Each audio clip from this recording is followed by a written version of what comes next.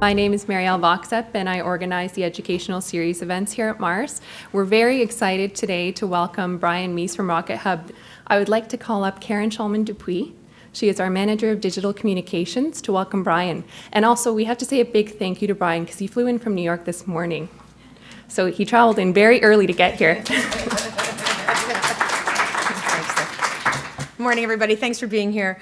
So I met Brian originally during a Global Entrepreneurship Week event that was held down near First Canadian Place. And we were talking about the state of venture capital in Canada and some of the options that were coming from a crowdfunding opportunity with the input that Marielle had mentioned.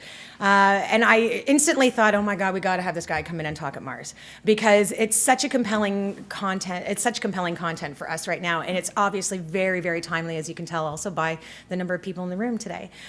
So let me tell you a little bit about Brian. So the music that you heard as you were coming in would be from Brian's band, and that would be Brian and Sylvan and Friends, which I totally have a copy of, and it's awesome because he's a mean ukulele player, and he is also the CEO of RocketHub. It is one of the world's top crowdfunding platforms where they have had scientists who have raised over $250,000 themselves on RocketHub itself. So he's lectured on crowdsourced funding at South by Southwest, TEDx Brooklyn, Columbia University, Makers Faire, and the White House Roundtables. His goal is to teach entrepreneurs how to leverage the crowd for funding their endeavors. So a little bit about RocketHub is known as the world's crowdfunding machine. It's been featured in the Wall Street Journal, the New York Times, Nature, Scientific American, NPR, Wired, Variety, The Economist, CNN, The Washington Post, ABC News, USA Today, etc. So there is a new partnership that Brian will be sharing with you guys today as well. It has some really great global exposure. So without further ado, Brian Meece.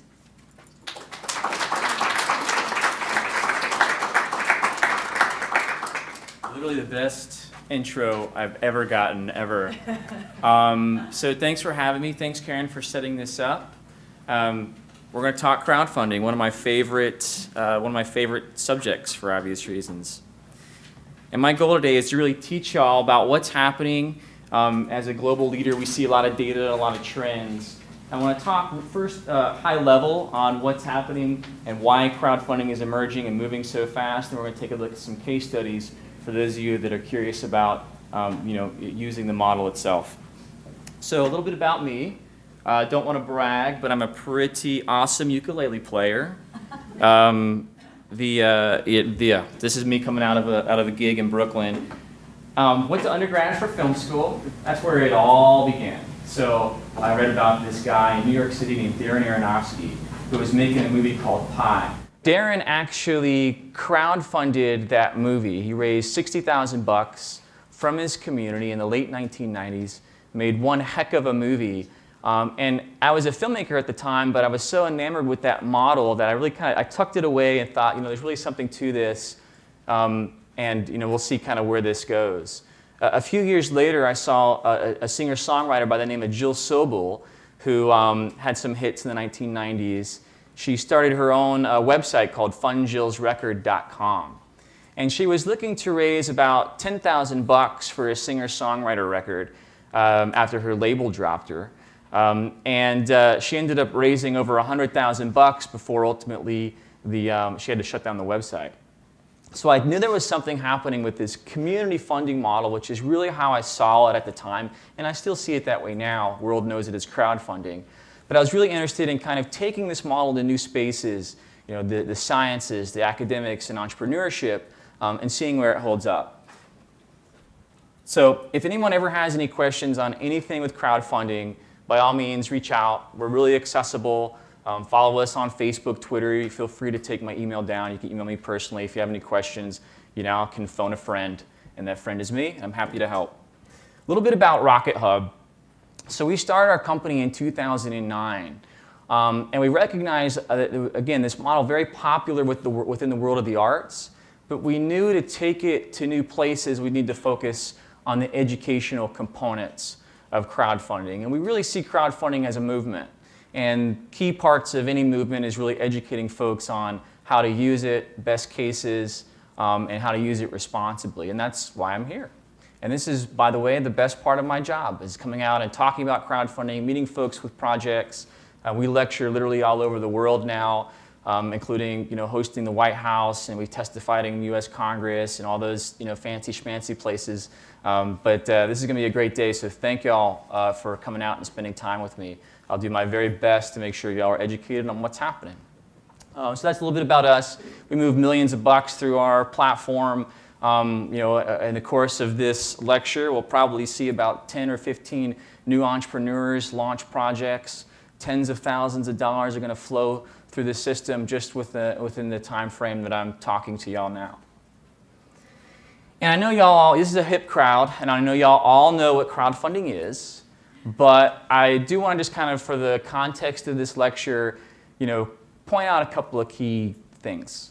I like to look at crowdfunding as an online event that harnesses communities and networks for funding, awareness, and feedback. So there's some important words there that I'm going to use a little bit later. Event, and then the funding, awareness, and feedback component. It's really, really important as we move forward. Obviously, it's the idea of a lot of small contributions in aggregate becoming significant to make things happen. And I also like to think that this is a new spin on an old idea. I like to say that Da Vinci plus social media equals crowdfunding. And what I mean by that is, back in the day, Da Vinci may have relied on a handful of wealthy patrons to foot the bills while he tinkered away and made cool stuff. And now a modern entrepreneur or creative can rely on communities that rally around that project leader and fund that person and let them create. So it's just kind of a fun framework to think about. As much as we're moving forward within this crowdfunding space, we're kind of keeping one foot rooted in some deep social rituals. One of the reasons why the movement is actually happening so fast. So here's kind of how we got here, right? We have Da Vinci keeping it real, old school with the patron model, and then something interesting happened in the 1970s with crowdfunding and technology. Technology entered the crowdfunding picture.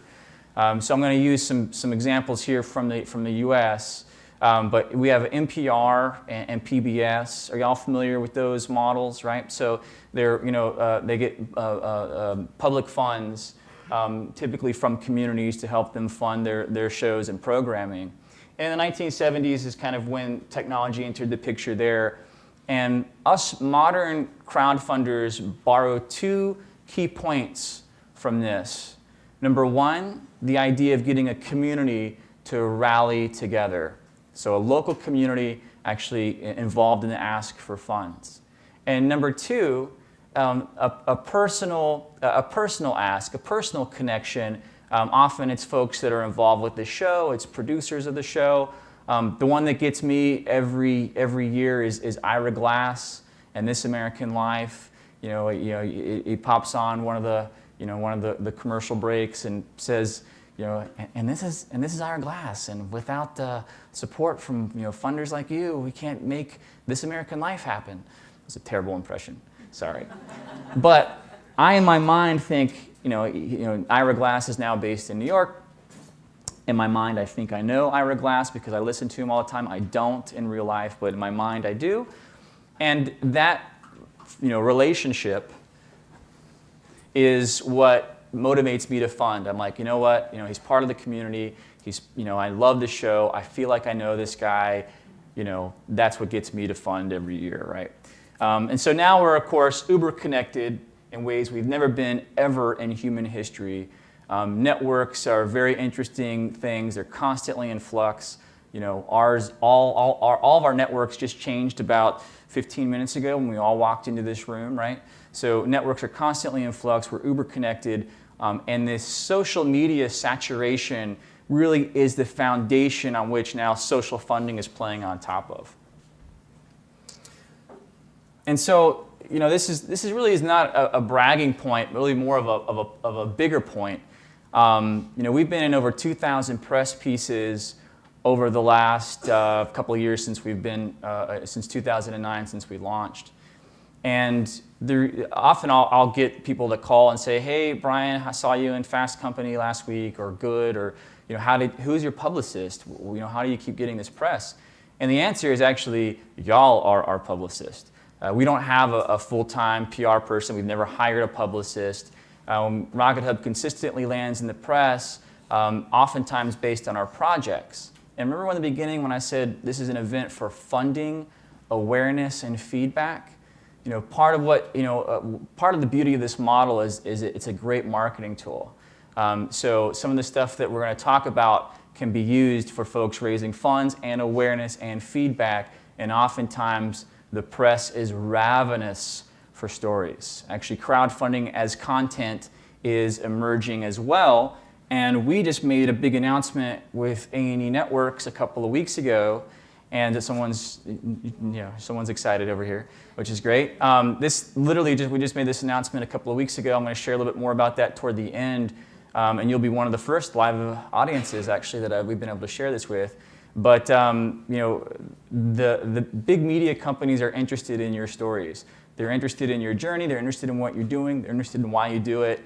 And so a lot of the stuff that we talk about here in terms of how to successfully fund projects also counts for how to successfully get these things into the press or on the television. So what's really cool is that we've seen over 25,000 projects initiate through our platform. And we've seen a lot of data. We've been able to collect a lot of data over the years and decipher kind of patterns. And we started to kind of lump projects into two basic categories. There were the ones that were successful, and then there were ones that weren't. And so we started to look at all the successful ones and say, what do these have that the others don't? And so we started to look at these projects, and it was actually pretty interesting that it didn't really matter what the project was, but the success pattern was the same. So it didn't matter if it was a band, if it was a filmmaker, if it was a theater or a dance group. It didn't matter if it was a scientist or an academic or a PhD student or a maker. It didn't matter if it was an entrepreneur or somebody doing something that was with a pro-social slant. The actual vertical didn't matter. The pattern was holding up. The pattern of success was holding up beyond what the vertical was. So we've basically found this is kind of the secret sauce of crowdfunding. If you have these things, you will succeed to an extent. If you don't have these things, you will likely fail with crowdfunding. So we'll take a look at these in succession. First up is the project. So the projects that do well capture folks' attention. They grip people emotionally. People on the surface, they'll say, oh, well, I'm funding a watch, or I'm funding a shoe company. But they're actually not. They're funding people. They're funding people with stories. They're funding people that stand for something. They're funding people that they like, that they believe in, that they like their ideas. So really at the core level, these projects are really great at communicating who they are, what they're doing, why they're doing it. Oftentimes, the why is actually trumping the what. Actually, people are buying why we do, not what we do now.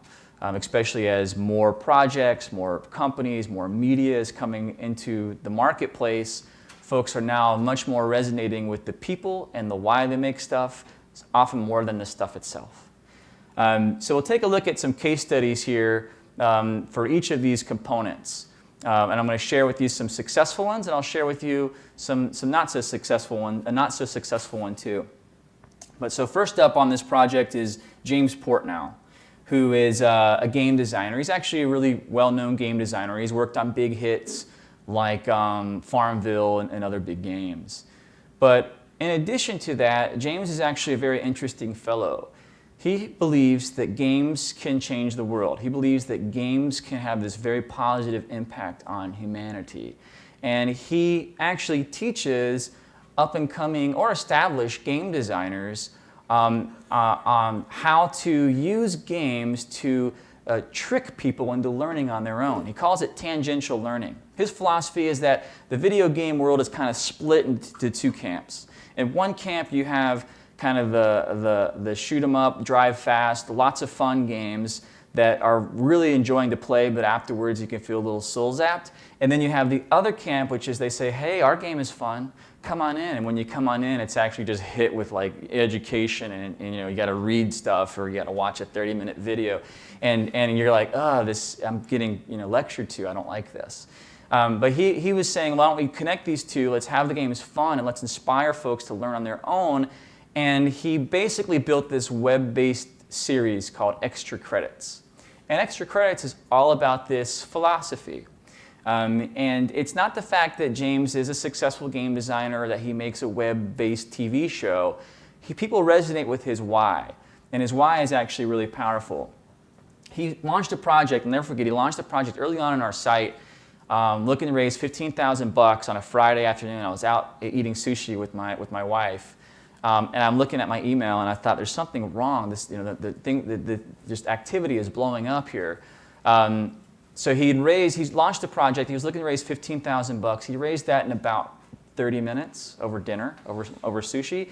And then by the end of the weekend, he had raised over $100,000. I'd actually scrambled. I tracked down his cell phone number, and I called him. I said, who the heck are you, and why are you blowing up my website?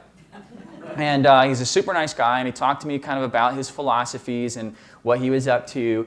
And he said, yeah, I've got a pretty good base, but what happened was that my base of my audience, they started to really share this project with everybody else, and he was really able to effectively get his followers to kind of be his sales force, right? He got on the front page of Reddit, and he was able to do all these things with it. Based on his community kind of spreading the word, which is kind of a bit of the secret sauce with crowdfunding. We'll talk a little bit more about that in a bit. But at the end of the day, projects that do well change folks' emotional state. They get people excited about funding them. They get people excited about sharing them. People can kind of get the why, right? Even people that weren't game designers were funding this project because they liked James. They liked what he was about. They liked, okay, this guy really is going to change the world through game design. So that's a successful case study on what to do right. Now I'll share with you a case study on what not to do based on my own experiences as an early crowdfunder on RocketHub. So Karen, thanks again for playing my music. Actually, the first time anyone's ever done that, so that was really cool. I'll never forget that. Walking in and hearing myself before we go on. But as y'all know by now, I play in a band, and I'm pretty awesome, as you heard. So I thought I'm going to launch my own campaign. It'll be one of the first projects on RocketHub. I'm going to just crush this thing, show everybody how it's done. I'm going to post my video. My video went something like this. Hey, I'm Brian Meece. Play the ukulele. I'm pretty awesome. Check out my music. Something like that. Put together, a description that was pretty lackluster. Posted this thing. Was blasting it away to my friends and people on Facebook, and I got some people were funding it, like my mom and my brother, and my friends that I went, that I've known since elementary school. And then I got an interesting email. Remember, funding awareness feedback, right?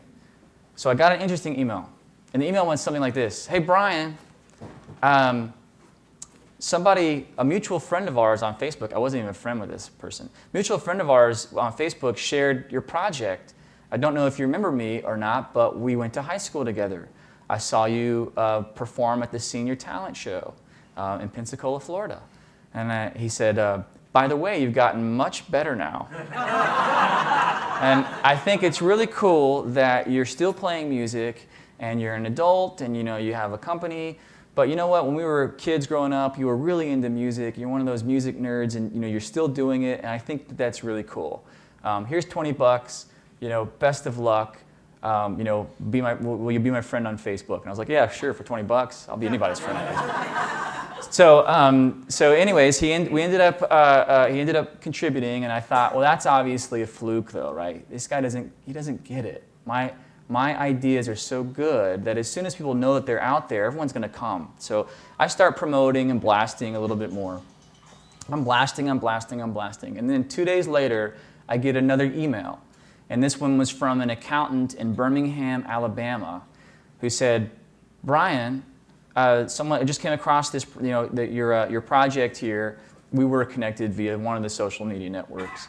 just came across your project here. Don't know if you remember me, but I saw you play in Pensacola Beach to this. I saw you play music in this cafe to like 5 people. I was one of them, and this was in the late 1990s.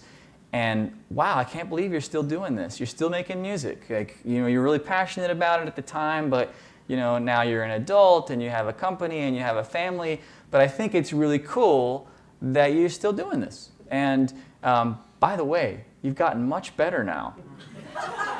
Here's $50. You know, I'm an accountant in Birmingham with 3 kids. I'm going to keep following what you do, but I think that you're on a cool journey and I want to be a part of it. So $50, and he funded the album. So then I started to think a little bit. I was like, okay, that's 2 very similar pieces of feedback in a very close amount of time. Let me think about my why, right? Which is part of the secret sauce of crowdfunding, communicating your why. And I thought, you know, I'm not going to be the next Jack Johnson or Dave Matthews. You know, I'm not going to be a rock star, and that's not why I make music. You know, is my music the best in the world? I mean, y'all heard it. It's not the best in the world, right? It's pretty good, but yeah, pretty good. Thank you. But you know, let's be realistic, right? So I thought, well, why do I really make music? Why do I do this? Why do I do this? I still play in bands. Did a show, a Cinco de Mayo show in New York, because music is a way of connecting with my friends, with my family. My mom and dad play music. My dad was a songwriter. I performed one of his songs for him when he visited me recently in New York City. I wrote a song for my wife when we got married. My wife plays music. For me, it's about connecting with people. It's not about being famous or making it. It's just a way of connecting with folks. So I said, what if I actually put that into my RocketHub project? I mean, it's really kind of scary to actually serve this up. It's actually really real. What if people don't like it? That's a little scary. But let me go ahead and serve this up. I'm going to go ahead and tell folks, you know, why I make music and see what happens. So I take a deep breath. I revamp the whole page, and I say, you know, my name's Brian Meece. Yes, I'm a real adult. Yes, I run a company. I have a family, but I still love playing music. Always played music with my friends, for my friends. Come be my musical friend. And then I began sharing that, and guess what happened? Anybody? Well, maybe not lots of money, but people started funding it. People started sharing it. It was a story. Ukulele blogs were picking it up. We did this press for this, you know, British magazine. It was a tech CEO, still plays music. There was actually a story there that resonated with folks beyond just the idea, beyond just the music itself. So, you know, just a little case study there on what not to do whenever you're putting together a project, and clearly communicating the why is so important, and it'll just get more important as this market continues to saturate. So that's the first thing. So the first thing, really, if I were to sum it up, you got to have an awesome project spearheaded by an awesome person, clearly communicating and getting people excited and emotionally connecting. Are y'all tracking with me so far? Okay, cool. So we're going to go to the next piece, which is the network. So remember when I said in the beginning of this that crowdfunding is an online event, right? It harnesses funds, awareness, feedback, but it's an online event. And events are interesting things. People are interesting creatures. We like to go to events that are happening. We like to go to events that are hot. We like to go to the restaurant that's packed. We like to go to the party everybody's talking about. And people like to fund projects that everybody else is funding or talking about socially as well. This whole game is driven through social and through networks. So we'll take a look at the network. I like to break it down with kind of 2 core components. Number 1 is the width, which is kind of the total number of people we're connected to. It's an easier number to gauge. It's an easier number to kind of get a handle on. You can say, okay, well, I got so many friends on Facebook. I got so many followers on Twitter, email list, etc. Communities, alumni group, you know, people that live in my building, workspaces, all those things. It's the total number of people that we're connected to. And then on the other side, we have the depth. And the depth is actually really important. That's where influence happens. That's where social capital is developed, Because if I were really to define crowdfunding and boil it down, it's this idea of taking social capital and converting it to real capital through this online process. And social capital in depth are trust, leadership, reputation, and the ability to influence folks. So projects that do well, according to our data, they launch and they immediately bring with them what we call their first followers, folks that show the rest of the world that they're legit, folks that get the rest of the world comfortable.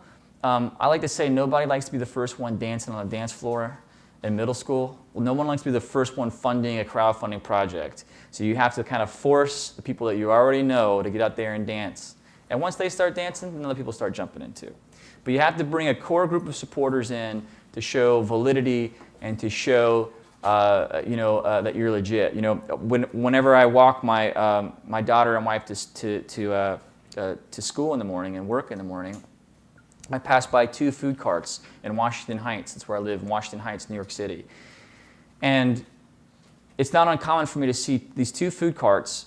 One of them has a line wrapped around the block, and the other one has no line. And everyone's going to which one? Why? Why are they going to the one with the line? Because people want to join. They want to join things. They're making assumptions. They're saying they know something I don't know. These food carts are selling the same thing. Crappy meat on a stick, bad coffee, it's the same stuff. But everybody's going to the one with the line because they are making assumptions that it must be better, it must be cooler or hipper or whatnot. So social capital and social proof are really important. So we found that the bulk of the funding activity comes through first and second degree networks. So the core supporters become kind of your first wave, and then their friends and their community become the second wave. So the more you can have a great story, again, talking about your why, the more you can get people sharing your story on your behalf, the more powerful the model comes. This is not just a one-way kind of promotion, hey, come, fund this or fund that. It's about getting people talking. Remember, conversation is king. It used to be content was king. That's no longer the case. Conversation now is king. And it's the idea of getting folks talking to their communities in an authentic and cool way is how projects begin to spread like wildfire. So we'll take a look at a case study, one of my favorites. If anyone's curious as to what kind of sneakers I'm wearing this Spira sneaker, which is a spring-powered sneaker made from a company out of El Paso, Texas. And Andy has been at it with Spira for a while, and he's got a really interesting story. He's the CEO of Spira. And he was an attorney for 17 years. And he went in one day after a run. He's been running since he was in high school. He was a star runner as a teenager. He went in to the doctor after a long run and said, "Doc, my knees are hurting. What can you do for me? I just went for a long run. My knees are hurting. What can you do for me?" And the doc says, "Well, stop running." So Andy says, "That's not going to happen." So instead of stopping running, he quits his job, builds a spring-powered sneaker, and launches this whole new company to revolutionize footwear and to help folks similar to him with knee pain and hip pain, etc. And that's how Spira was started. Right? So he has this great story, and he's been at it for a few years, and he wanted to launch a new line, a really lightweight, really cool hip sneaker that's super light, and it's great for runners. So he puts his campaign up. He's looking to raise 25 grand to basically get some capital to do the first line of it, the first run of these. And he engages his core supporters, which is basically a bunch of a bunch of runners that already know him, that already like his product, that already know his story, that are really kind of excited to get a lighter version of a shoe that they already know and believe in. But what really happened was they funded it, they got excited about it, but then they began to share it with other runners.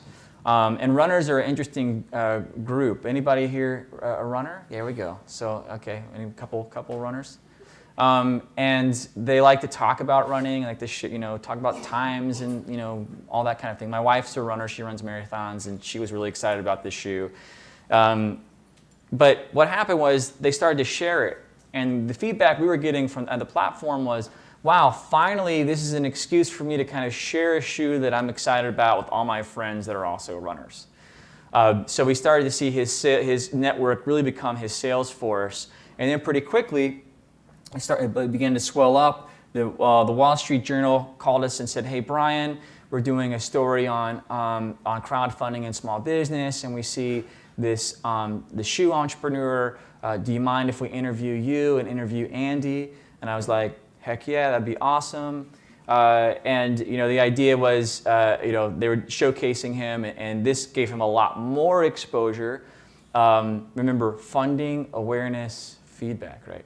So he's getting, also really interesting. So his group of runner friends and community shared it with their runners, but then those folks began to share it with folks that weren't even runners. So then we were getting folks from that were working in the medical profession that said, can I get a pair of these, or black or white? I'm a nurse, I'm on my feet all the time, or I'm an EMT, and I've got issues. Sometimes, I've got pain, but I still have to work. So he started to really expand his base even further, getting even beyond the runner hive that he had established, which is really great. So one of the executives at Foot Locker saw the story, saw the project, called Andy into New York City, where he pitched his product. And now he's in the Run by Foot Locker stores all over North America. So it's really changed the entire direction of his company based on just giving a sounding board for his community, not only fun to participate, but also to share it with the world. So it becomes a very, very powerful model when you look at that awareness component. So that's the second thing, really, is this idea of networks. And we have depth, and we have width, and we have influence, and we have social capital, and we understand that it's an online event. Y'all tracking with me? Okay, great. So third thing up are the goods. So crowdfunding, when it's done well in its current flavor of perks-based or rewards-based, goods-based crowdfunding, when it's done well, it's not a donation, it's not a charity, it's a trade, not aid model. In exchange for funds, people get stuff or experiences back, right? So projects that do well have stuff that people want, stuff that's exciting for their money. And at different price points, right? They'll have a range of stuff from $20 to $5,000. They'll have a 20, a 50, a 75, a 100, a 250, a 1,000, a 5,000. They'll have these different price points which enable them to effectively monetize communities because people can pick where they want to play. Are you a $20 person? Are you a $5,000 person? Are you somebody in between? It's that idea of they can, based on their financial means, pick where they want to participate with this model. And also based on their level of excitement. Some folks just get really excited and fund at higher levels. And also, projects that did well really had fun communication framework. They kind of made the rewards and the goods read really well. They read really smooth. And they're fun. They're fun to read and they're fun to participate with. So let's take a look at a case study here. One of my favorites, Ariel. It was one of actually my early mentors when I first moved to New York City. She's a social media maven. She does a lot of PR and social media for creatives in New York. And I actually took one of her early whiteboard sessions when I first moved to New York City, and ended up launching RocketHub probably about a year after that. But she was putting out a new book and about how to kind of take control of your own social media. And she ended up raising well over 60 grand to kind of pre-sell that. And she had some really cool rewards that she offered. She had kind of the, running the scale. She had $20 was like a digital version, so that's cheap and easy to deliver, a digital version of her new book. For $50, it was a little more tangible, right? So a hard copy, signed. And then for, she had different things sliding all the way up to $5,000 where you could do kind of your own custom 2-day whiteboard session with her. It's like an individual one-on-one type of thing. I learned a lot too with my campaign. I had some rewards that people liked, and I had some rewards that people didn't like all that much. But for $10 on my record, you could get new CD. You get the CD, $10, CD. $20, CD, signed by the band, delivered to your doorstep with love and your own custom haiku poem. Guess which one outsold the other 4-1? The custom haiku poem. Why was that? It's double the price. That's twice the price. Because it's custom, because it's personal, because it's an experience. Whatever you think of it, it might be funny or ironic or deep or cheesy or whatever it is. It is an experience. That's exactly right. So people funded that because they felt something. It just gave them that emotional shift. For 50 bucks, we would Sergeant Pepper you. We would stick your face on the cover of the album for 50 bucks. For 100 bucks, I would give you an ukulele lesson. For 250 bucks, I would take you surfing in Long Island. And we had a stranger do that. A stranger did that one. They're not a stranger anymore. We went surfing together. For 600 bucks, I would write you your own acoustic song. And I had 3 folks do that. They all wanted songs for their kids. So we ended up doing 3 of them. And for $1,000 bucks, you can come hang out with us in the recording studio. Nobody took that one.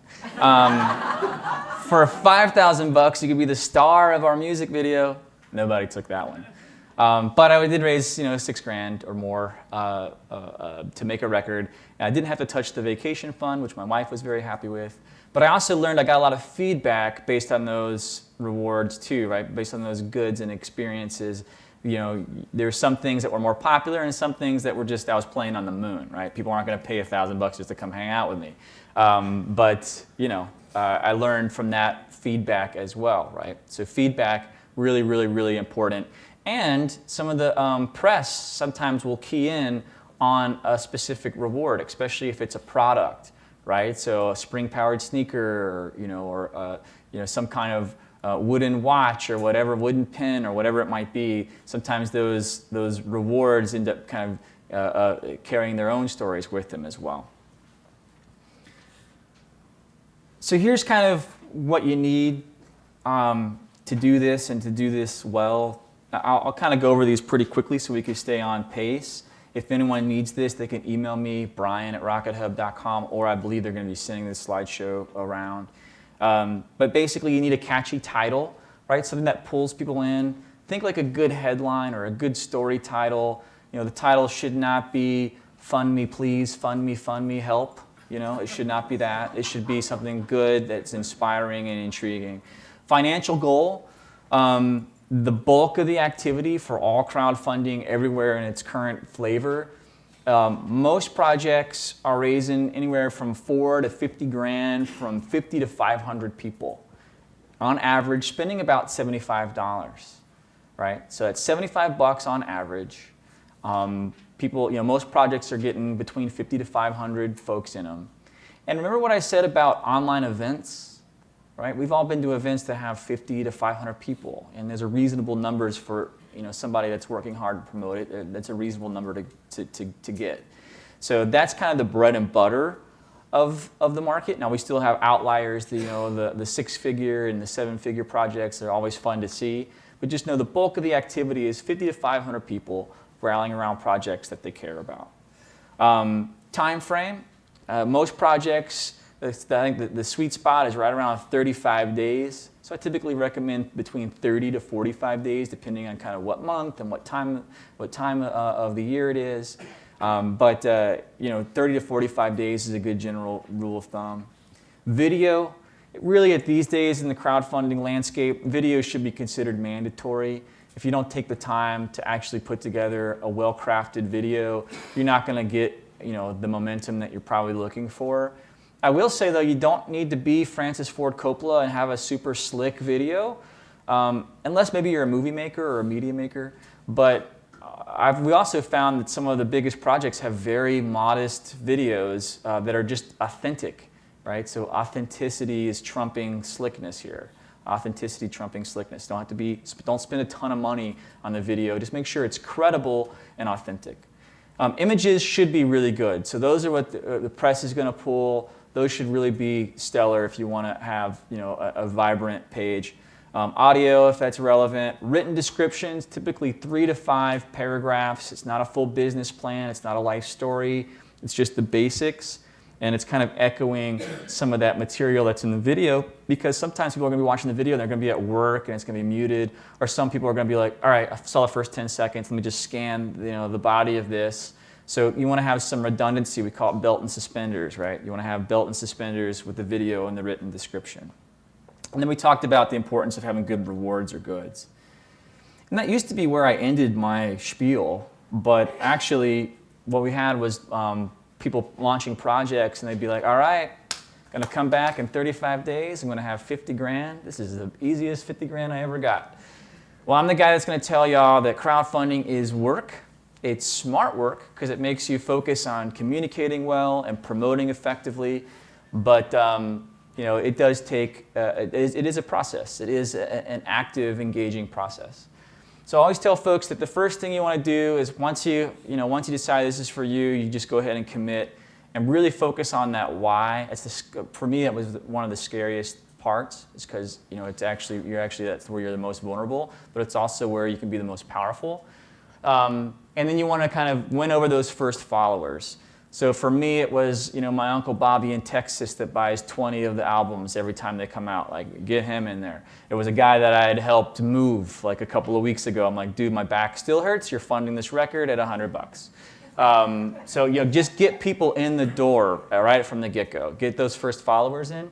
And then you can start spiraling out. You can thank folks in social media. You can, whenever you begin sending the message out, you can say, I want to say thanks to my for my first 15 or 25, folks that have funded, excited about getting you your X, Y, and Z. Tell a story, spiral out, and then listen. Remember my experiences with feedback? Feedback is such a great mechanism, especially for most folks that are running crowdfunding campaigns.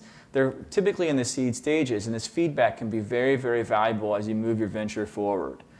And then I put meet the press, because the press is super interested in your story. The media companies literally call us every day. It might not be the New York Times every day, but it might be Country Fried Science or the CD Baby Music blog. But we're literally getting inundated by press, bloggers, media every day based on your stories.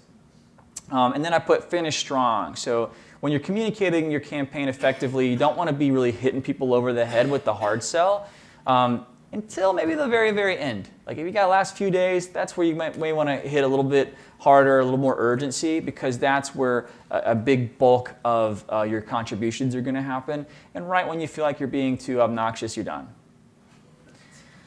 So a lot of campaigns talk about their results.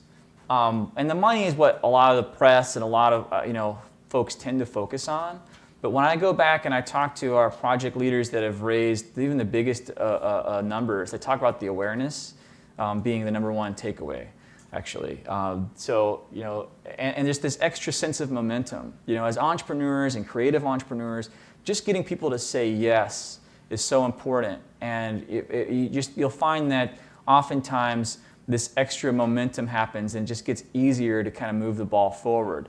A couple of my dreams happened with my music. Remember one of the little faces that was on the front of the record, because we Sergeant Peppered people, and there was a little face on there. So one of the guys who's been to literally dozens of my shows in New York City. He's been to dozens of my shows. He works for a big TV show, and he edits out of Times Square.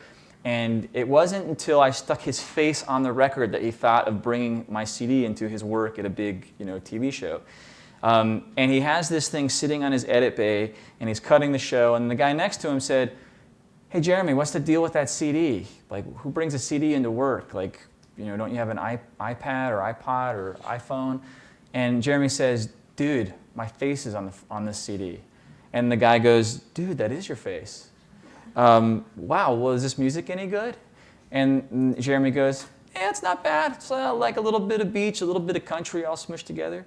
And the guy goes, well, I need to clear like 30 seconds for this bar scene. Like, and I think this would be perfect. Do you think you can call this guy and see if he wants to get a credit and get paid and be in a national TV show? And Jeremy's like, he's really busy. He's, he travels and he's got this White House thing. And let me just see if he's busy. We're RocketHub guy. Let me see if he's busy. So he calls me up. I was like, hey, Jeremy. He goes, hey, Brian, I know you're really busy, but I don't mean to bother you. I know you're super busy, but I'm here at my TV job, and they want to put your song in a show, and they want to pay you and give you credit. Are you interested? I was like, hell yeah, I'm interested. That's awesome. So ended up, that just didn't come from some Ivy Tower type of deal. It just came from some guy that I'm already friends with, that I already know, that already knows I make music, that he literally just didn't think to put that bridge together until he was literally part of the project with his face on the cover, right? So you'll find that people are always sharing these kinds of stories. From getting discovered by Lou Reed to getting picked up and run by Foot Locker. Oftentimes the momentum and the awareness can kind of be the biggest part of this.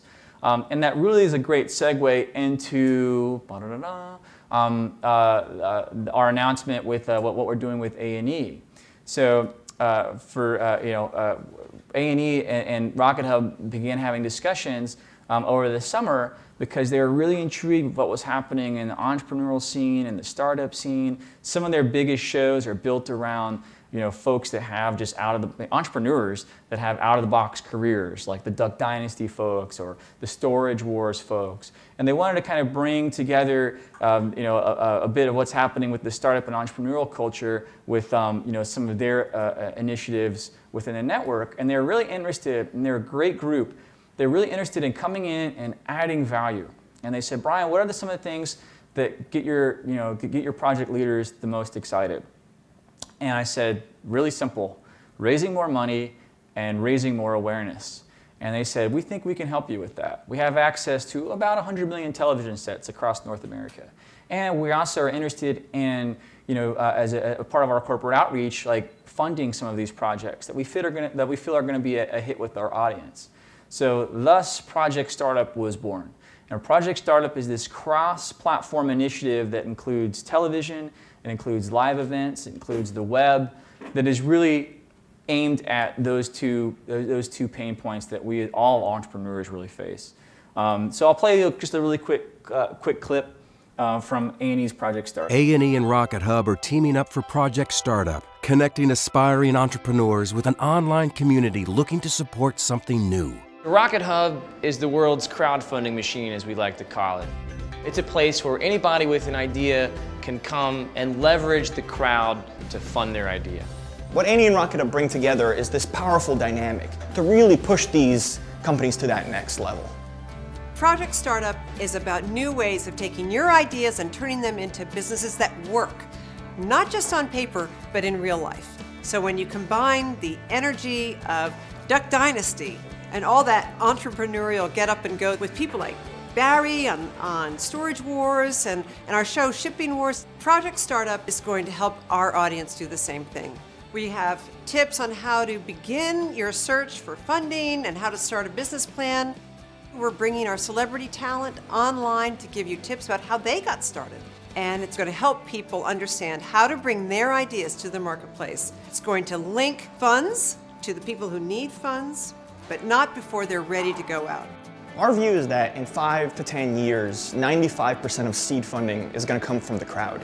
This is a whole new wave. It's a whole new way of doing things. And together, we create this very powerful new mechanism for taking entrepreneurs to the next level.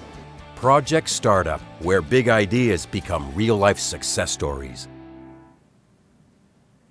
Cool. So do y'all feel like you have a pretty good understanding of this crowdfunding thing now, right? Project, network, goods, that really drives this whole dynamic.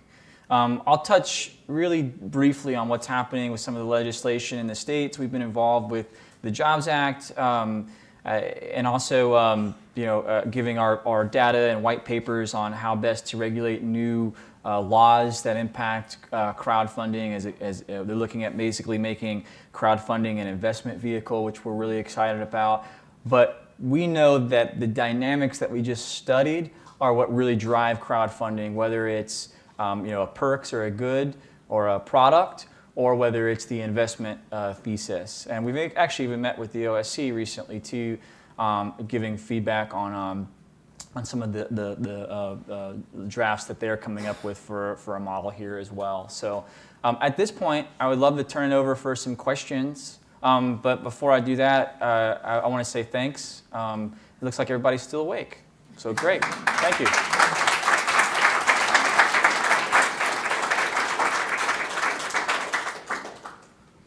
Hi. Any comment on the metrics on the typical length of a video and also length of project time? How long you have it up for? Yes, the question is how long should you have your video and how long should you run your campaign? So video, I typically say 2 to maybe 3 minutes, ideal. And then length of the campaign, sweet spot would be kind of 30-something days, so 30 to 45 days. Yes?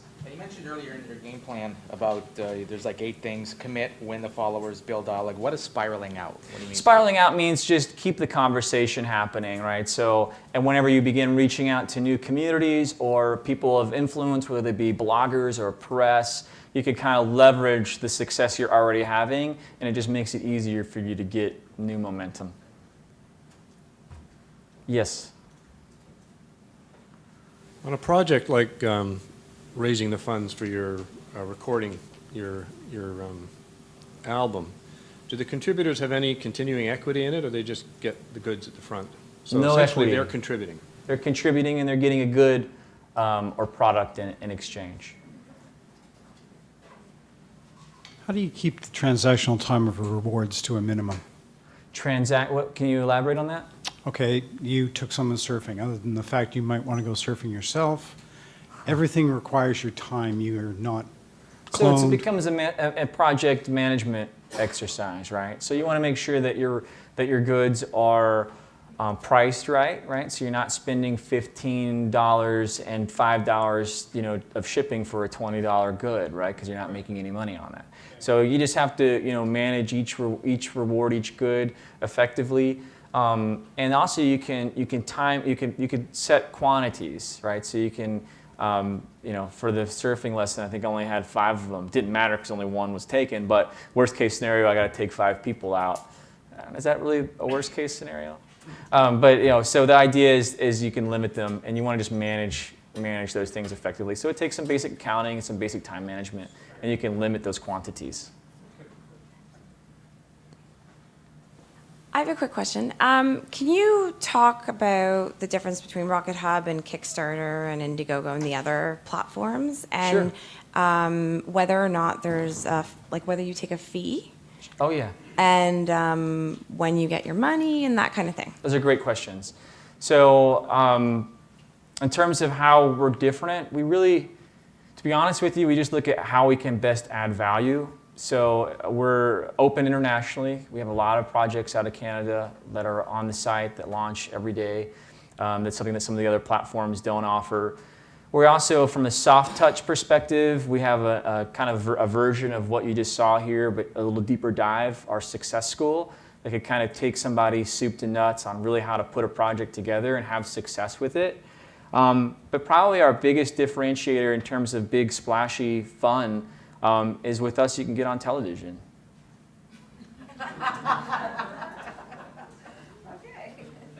Oh, fees. So with us too, it's a 4% fee if you hit or exceed the goal. And if you raise funds but you do not hit the goal, it's an 8% fee to the platform. So it's a keep what you raise model, built more along the lines of traditional fundraising. It's not a threshold-based model. Hi, okay, so maybe it's because I come from a tech-centered space, but it seems to me that everyone's doing crowdfunding now. So is crowdfunding overcrowded in your opinion? What would you say to that criticism? And second question is, do you think that with Zach Braff's recent Kickstarter campaign, what do you make of that? And is crowdfunding kind of losing its indie roots? So question is, are we seeing a saturation point with crowdfunding? People have been asking me that since 2009. The data indicates that it's just getting bigger and bigger and bigger. If we were to walk out the doors and ask somebody walking the street, say, do you know about crowdfunding? Do you know about these platforms? Most of them are going to say no. If you're in tech and you're in the arts, you probably know more about it than those who don't, but this is nowhere near a mainstream saturation point. Think of us in the year 2003 talking about social media, only it's 2013 and we're talking about social funding. The next 5 to 10 years are going to be dominated by social funding. So in terms of, are we getting close to the end? My answer is we're just getting close to the beginning. Neat. And any response to the Zach Braff Kickstarter campaign? Well, anytime a big project gets people excited, it's great for the industry as a whole. And we're going to see a lot more crowdfunding merging with big media, with big players, with big brands.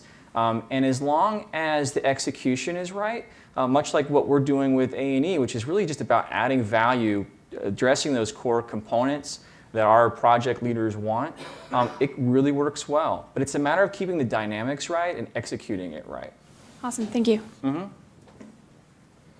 Hi, I'm here for a not-for-profit organization, and we're thinking of doing our crowdfunding on an annual basis. Do you have any examples of organizations that may have gone that way and done it kind of as an annual fundraising? We're not looking to raise significant funds, but just sort of an annual boost to our operating expenses, et cetera. That's a great question, and yes, we see a lot of success with nonprofits using the model. Here's what we would recommend, though.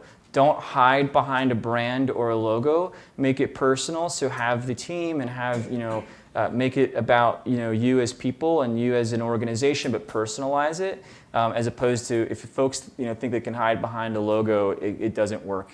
Because at the end of the day, crowdfunding is about people funding people.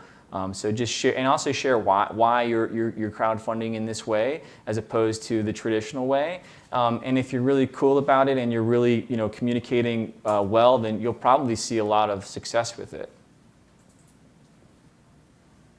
All right, Brian, thank you. My name is Nicholas. You talk about raising awareness and raising funds.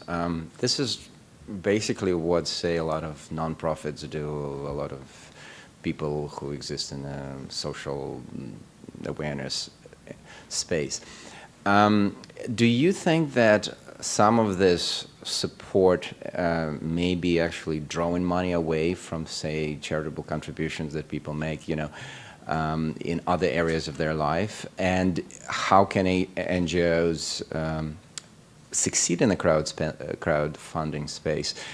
And I think one of the issues is, what is the product that they're offering? I mean, it's one of your three. That's a great question. And the answer is now people have choices on what matters to them.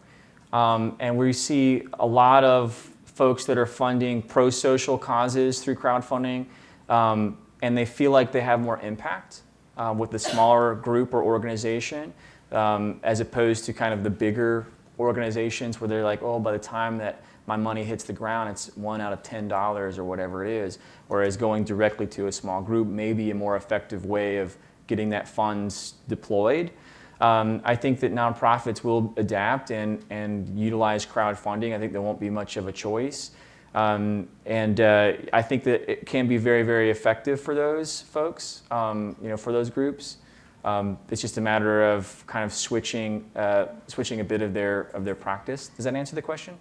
What kind of product can they offer? So that's another good question. I think that not everybody has to have a great product. If your story is really good, then that can be enough, right?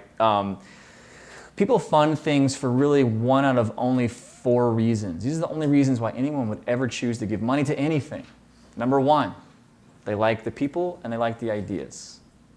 Number 2, they're part of your community. And that community can be like a real, it could be like in your neighborhood or in your workspace, or it could be like a bunch of ukulele nuts all online in an online community. Number 3, they want that product. So they want the spring-powered sneakers or the wooden watch or whatever. And number 4 is that they want to make a return on their investment, right? So they want to take $100 and turn it into $1,000. But the reality is that with crowdfunding, it's usually about those people and ideas first, and then there's usually a secondary supporting reason. But if you have a good enough story, you may not have to be as strong with the goods, but you'll still need to give something to kind of counterbalance. Thank you.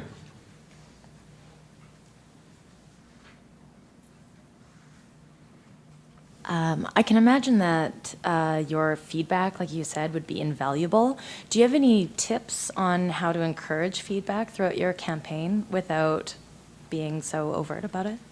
Yeah, I mean, you can always just ask folks what they think, and if you do, if you communicate that, it's very hard to not get feedback. So just the fact that people are funding it or not is actually pretty good feedback, right? I also like to say that crowdfunding is the new like, right? Does anybody remember what they liked on Facebook over the last couple of days? Like, I've liked a lot of stuff, pictures of kids, some couple of media posts, but with crowdfunding, you're really hitting folks in the most sensitive part of their body, which is their wallet. They won't forget, even if it's $1, they will not forget what they funded. So, that alone is great feedback. And then if you need something beyond that, just ask.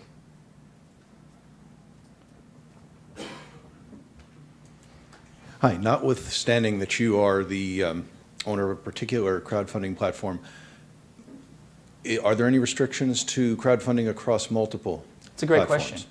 So we typically tell folks, pick a platform that you know, you like, you trust, and just go with it. Having multiple campaigns on multiple platforms is like trying to throw multiple events.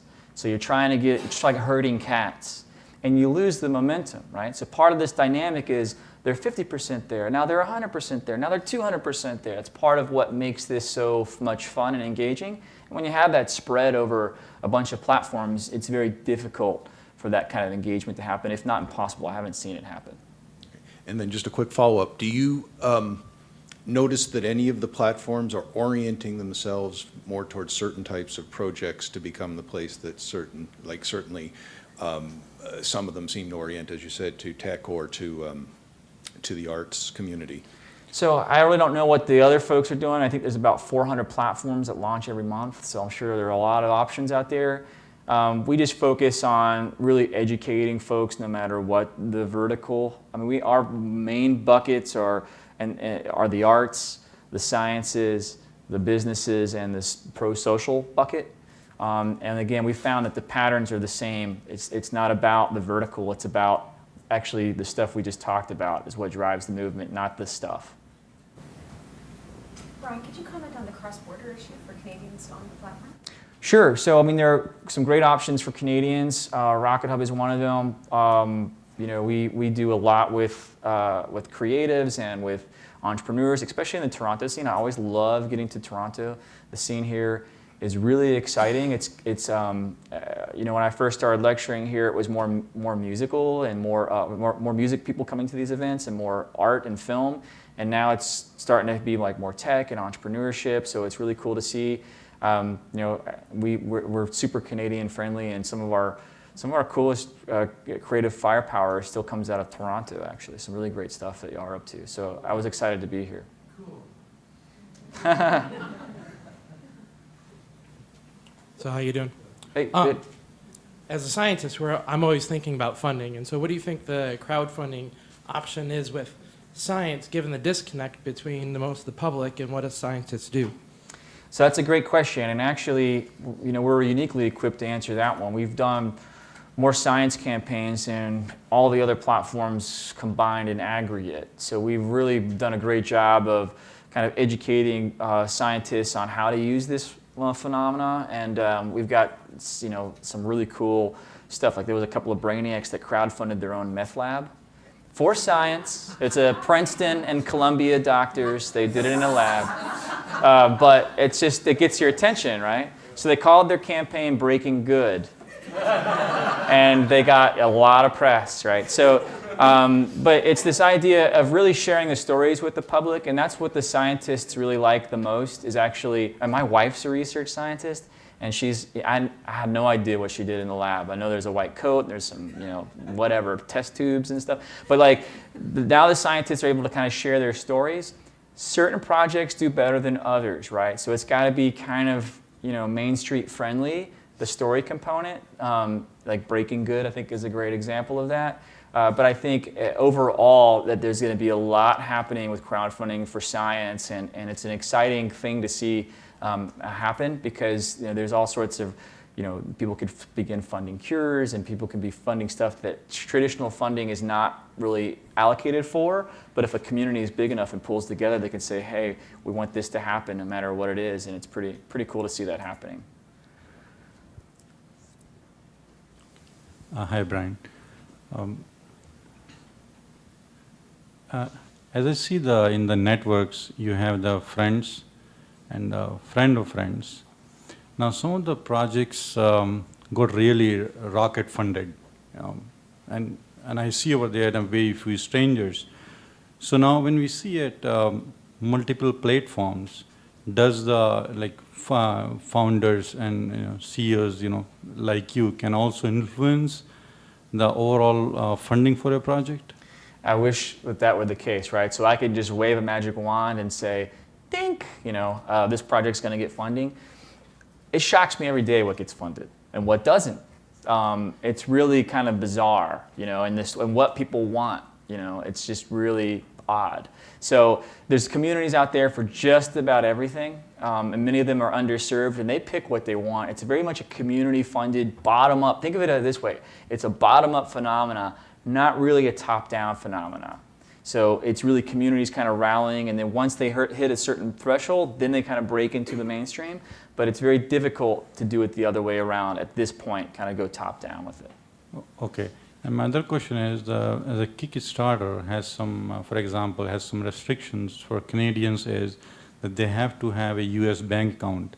Does the RocketHub have some certain kind of? No, you don't need to have a U.S. bank account. So we're, again, super Canadian friendly. And yeah, we cut you a check pretty quickly. I think we send the check sent a Friday after your campaign closes. It's sent to you. Okay, just one more thing. Can you reflect on the why thing in your presentation? In the project, you mentioned about the why factor. So it's about communication, right? So it's about really communicating who you are and what you do, and a bit of your story, which encapsulates that why component. People are more interested in and not just what we're doing, but why we do what we do, where the inspiration comes from, and those types of things. Hi, Brian. Hey. Leon Hermanes here. I am wondering if crowdfunding would be something recommended for more specific communities. For example, in my case, I'm creating this company where it's going to be owned and fully and managed by people with disabilities. Okay, would this be crowdfunding would be recommended, let's say, to get people with disabilities participating in crowdfunding? Crowdfunding works really well for any group that's underserved or unserved. So that's the beauty of the model, is it really is democratizing capital formation in a very powerful way. So I would say any network that's connected, that's got, that's energized, it can work really, really well for. So it sounds like a big yes. Thanks. Hi. You talk about kind of starting off with a bang and the initial excitement, and then you talk about finishing strong. But do you have any advice for that kind of middle ground where you don't want to bug people too much because they're going to get bored of it, but still keeping it interesting and getting new interest? Do you have any advice or any interesting things you've seen of people kind of maintaining that through the middle of the campaign? Right. So are you running a campaign now? I am. Yes, that sounds like I'm running a campaign now question. Yeah. So you're I'm like 5 days in, I'm like, how do I keep this going? So you're in what we call the dip, right? Yes. So you're about to hit it. You're 5 days in, you're still not there yet. So every campaign, again, looks like a U. It starts strong, you got your first followers, you got everybody excited, yay, and then it begins to dip, and that's normal. So first of all, know that that's normal. Second thing is you can start to talk about the rewards that you're doing or the perks or the goods that you're doing, have an event. The conversation should be pretty light during the middle, so it's not hard sell then. It's not, hey, come fund this right now. It's more of just talking about it. Oh, this blogger picked it up. Oh, I just changed the new video. Or hey, I just added this new reward. First of all, it's normal, but don't give up, because what's happening is a lot of people are just watching. So a lot of people are just watching and they're thinking, like, what's going to happen? And if you just keep talking about it and you keep having faith, you'll start to see the other side. And as the deadline looms, we all wait to the last minute to do everything except for me, I get everything in. No, I don't. Whether it's tax day or a big term paper or whatever, that's just how people are. So just know that just because they haven't funded yet doesn't mean that they won't. And just keep the conversation going, but keep it light at this point. Great, thank you. Hi, you mentioned that the funders are, the story has to resonate with them. They have to be passionate. They need to want the product itself. You also mentioned that they want to turn their $100 into $1,000. That's a motivation for some people. That's Can one you choice. give some examples of fundraising or crowdfunding for raising equity? Are companies doing that? So right now it's not legal to do in the United States. There are a couple of companies that are doing it overseas with some pretty good results. I would see there is an opportunity there for the market to kind of develop further, but know that it is not going to look like other markets. Here's an example. Really what you're asking me is, why do people fund stuff? Because whether it's investing or buying or just giving money, that's really the ultimate question. And there's a case study that I like to use. Again, in my neighborhood of Washington Heights, I used to walk by this blighted building every day that was just awful to look at and scary to walk by. And now it's a cafe. Somebody opened up a cafe a few months ago, and now I go there with my family and we get coffee, and it's just like, and other families are there getting coffee. It's just great. If that entrepreneur were to come to me, years ago, because it's been sitting like that for years, and said, "Hey, I need $1,000 or a couple $1,000 to turn this into a cafe," I would have funded them. And they said, "Hey, it's an equity type of play," I would have definitely funded them. But the assumption that a banker or a lawyer might make is like, "Oh, well, this guy wants his return on investment." No, I just want to impact my community. And if it becomes like the next Blue Bottle or Starbucks, hey, that's awesome. But in the meantime, maybe I just get to have free coffee on Fridays and I don't have to walk by like this building that scares me, right? So there's the motivations to fund are people, ideas, community, the product, and then the investment thesis is actually what ranks the lowest on our data pools in terms of why people fund stuff. Not to say that there aren't people that aren't interested in that model, but right now within the crowdfunding movement, that's the least interesting component of this. And our thesis is that once crowdfunding for equity becomes legal, we're going to start to see the same amount of people, 50 to 500 people funding most deals, but it's going to be, instead of $75, our thesis is going to be about 750. So the sweet spot goes from 3,500 to 350 grand to kind of get these seed stage projects or businesses happening. But it doesn't mean that people are looking at it, looking for the next Facebook. They might just be funding an entrepreneur in their neighborhood or whatnot. Does that answer your question? Yep, thanks. So what happens if you don't deliver? That's a good question. Right. And So, I have a follow-up to that too, which is... So number one, social capital is very hard to get. It's very hard to create. Most project leaders that have success have social capital. So even if they're late on getting their product out, over 9 times out of 10, they get that thing out the door. We actually poll our funders to make sure that they're happy. So we do a random poll and ask them, make sure that they got their stuff and that they're happy, because without happy funders, you don't have an industry, right? So it's really important to make sure that our users are happy, and we're pleased to say that almost all of them come back being really, really happy. But I think it's a lot of folks will ask questions about fraud, or what if I raised 50 grand and skip out to Cancun or whatnot, right?